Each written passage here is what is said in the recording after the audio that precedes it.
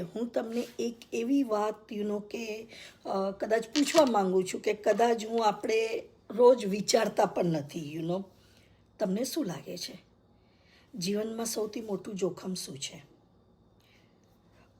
પૈસા ગુમાવવાનું, નોકરી ગુમાવવાનું, કે કે બિઝનેસમાં નુકસાન થવાનું? ઘણા લોકો કે આ જવાબ નથી આપતા. એનું કારણ છે કારણ કે ક્યાંક ને ક્યાંક મિત્રો આપણી પાસે એનો જવાબ નથી, કારણ કે આપણને પોતાને નથી ખબર કે એક પલમાં આપણને શું જોવે છે ને એક પલમાં આપણને શું નથી જોતું. પણ ઘણા લોકો પાસે જવાબ પણ છે. જેમ કે તમે અગર જો મને પૂછો કે હું શું કરવા માંગુ છું, કે તો એક જગ્યાએ એવું આવ્યું હતું કે હું પણ અટકી ગઈ હતી. યસ મિત્રો, હું પણ અટકી ગઈ હતી. આપણે ઘણીવાર કે કમ્ફર્ટ ઝોનમાં આટલા આરામદાયક થઈ જઈએ છીએ અને આગળ શું થઈ રહ્યું છે તેની આપણને ખરેખર ખબર પણ નથી પડતી. તમે ફક્ત વિચાર કરો, 20 વર્ષ પહેલાં લોકો શું કરતા હતા? ફિલ્મ જોવા માટે વિડીયો, કેસેટ્સ, ડીવીડી ભાડે લાવતા હતા. પછી કે ધીરે ધીરે ધીરે ધીરે એ કન્વર્ટ થતા સીડીમાં આવી. પછી એ કે એ ડીવીડીમાં આવી અને હવે આપણે એ જ પિક્ચર, એ જ મોબાઈલ આપણે કે મોબાઈલમાં જોઈ શકીએ છીએ. કે પહેલાં લોકો, આપણે અગર જો મારા ટાઈમના ઓલ્ડ સ્કૂલની સાથેની વાત કરીએ તો લોકો પહેલાં બેંકમાં લાઈનમાં પણ ઊભા રહેતા હતા અને હવે ધીરે ધીરે મોબાઈલથી ટ્રાન્સફર કરી રહ્યા છે. પહેલાં ટેક્સી માટે કે રિક્ષા માટે આપણે રાહ જોતા હતા. હવે આપણી પાસે કે ઉબેર, આ બધા તે એપ આવી ગયા છે કે એક ક્લિક કરો એટલે ઘરે આવીને તમારે ત્યાં ગાડી ઊભી રહી જાય. તો આ બધું શું છે કે આપણને એટલી તો ખબર છે કે દુનિયા સતત વધતી જ રહે છે અને ક્યાંક ને ક્યાંક પ્રગતિ કરી રહી છે. તો શું આપણે એ પ્રગતિનો હિસ્સો છીએ? શું આપણે એ જાતને બદલવા માટે આપણે તૈયાર થઈ ગયા છીએ? શું આપણે બદલી રહ્યા છીએ? હું પણ મારા જીવનમાં છે ને આવું બધું ઘણી વખત હું કે અનુભવ કરતી હોઉં છું. પણ જ્યારે હું ભારતમાં હતી ત્યારે મને પણ એવું જ લાગતું હતું કે ઇન્ડિયામાં હતી ત્યારે મને કે ડિગ્રી મેળવી લ્યો એટલે તમને સારી નોકરી મળે અને જીવન સેટ. પણ તમે જ્યારે પારકા દેશમાં, એટલે કે હું જ્યારે અમેરિકા આવી ત્યારે જવાબદારીઓની સાથે હું એકદમ અલગ થઈ ગઈ. પરિવાર, બાળકો, ઘર, કામ અને સમય કેવી રીતે ખરેખર પસાર થઈ જતો હતો ને મને ખબર પણ નહોતી પડતી. અને પછી એક દિવસ કે આમ જ કે આમ તો રોજ જ આવતું હોય, પણ એક દિવસ ખરેખર પોતાને સવાલ પૂછવા માટે મને કે એક થયું એમ કે હું જે કરી રહી છું, હું ફાર્મસી ભણી, હું આટલું બધું કરી રહી છું અને આજે 18 વર્ષથી હું કામ કરી રહી છું. આ કામની પાછળ મેં મારા માટે શું કર્યું છે? એ સવાલ મને ઘણી વખત એમ છે. યસ, પરિવારની ખુશીની સાથે આપણા પોતાની ખુશી પણ છે અને યસ, આપણને લાગતું વગરતું આપણે એ લોકોને કહીએ છીએ તો થાય છે. પણ ખરેખર શું આપણે એ આઈડેન્ટિટી જોતા હોઈએ છીએ કે જે આપણી પોતાની આઈડેન્ટિટી હોય, મારી પોતાની હોય? તો સમસ્યા એ છે કે આપણે શું આ નવી તકને જોવા માટે તૈયાર છીએ? શું આપણને આ અજાણ્યું વસ્તુ છે એટલે આપણને ડર તો લાગવાનો છે, લોકો શું કહેશે, અને ડરની પાછળ કે આ ઉંમરમાં તે ચાલુ કર્યું છે, આ એઆઈ કાંઈ આપણા કામનું નથી, આ આપણા બાળકો બધા કરશે. તો કે ક્યાંક ને ક્યાંક આપણે પોતાને નિષ્ફળતાની પ્રત્યે આપણે રાખીએ છીએ ને આપણે એક સ્ટેપ પાછળ રહી જઈએ છીએ. પણ યાદ રાખજો, બાળક ચાલવાનું શીખે છે ને ત્યારે કેટલી વખત પડે છે પણ ચાલવાનું છોડતું નથી. તો પછી આપણે તો મોટા છીએ, આપણને જોઈને તો આપણા બાળકો, આપણું પરિવાર, આપણા સંસ્કાર જોઈને તો આપણું કે આપણી પ્રજાઓ આપણાથી આગળ વધે છે.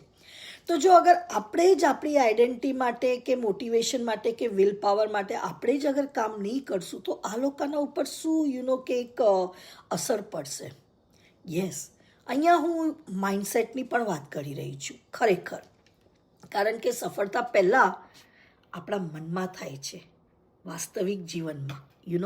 યસ, આપણા મનમાંથી અગર જો ઊભું થયું ને તો આપણે ઓલ સેટ છીએ.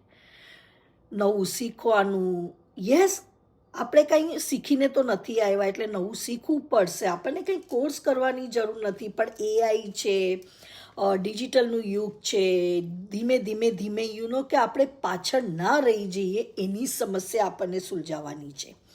એ સમસ્યાની માહિતી લેવાની છે કે સમય અનુસારે આપણે એને પગ પર પગ રાખીને આપણે ચાલી શકીએ.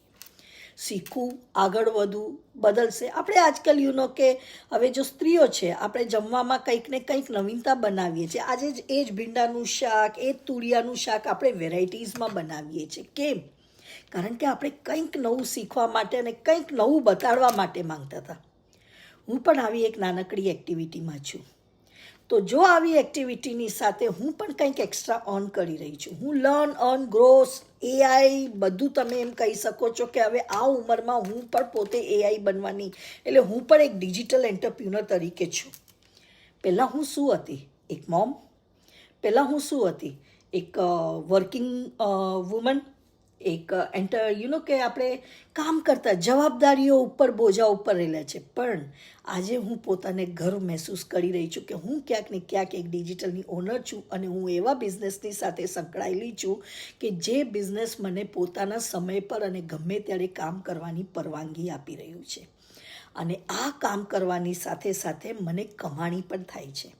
આ કમાણી સાથે મને હાઈ કમિશન ટિકિટ્સ મળે છે અને હું એ હાઈ કમિશનની ટિકિટનો વપરાશ મારા પરિવાર માટે જ કરું છું. પણ એમાં હું હકથી કે ક્યાંક ને ક્યાંક હું કહી શકું છું કે આ મારી મહેનતના છે અને કે સફળના છે.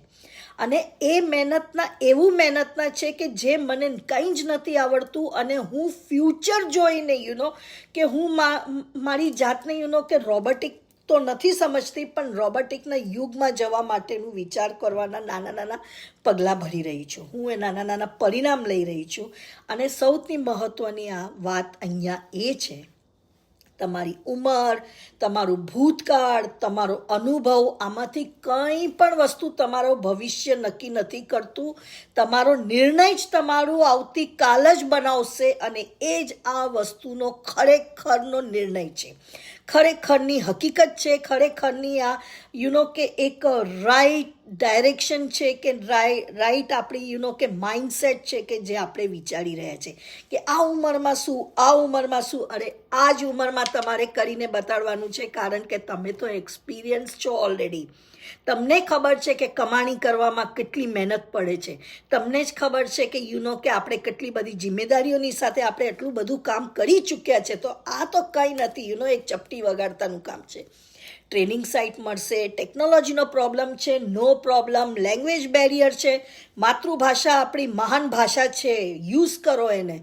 અને આ જ બધીની સાથે આપણે જ્યારે ડિજિટલ બિઝનેસની સાથે આપણે કરીએ છીએ તો સક્સેસ તો ક્યાંય નથી જતું.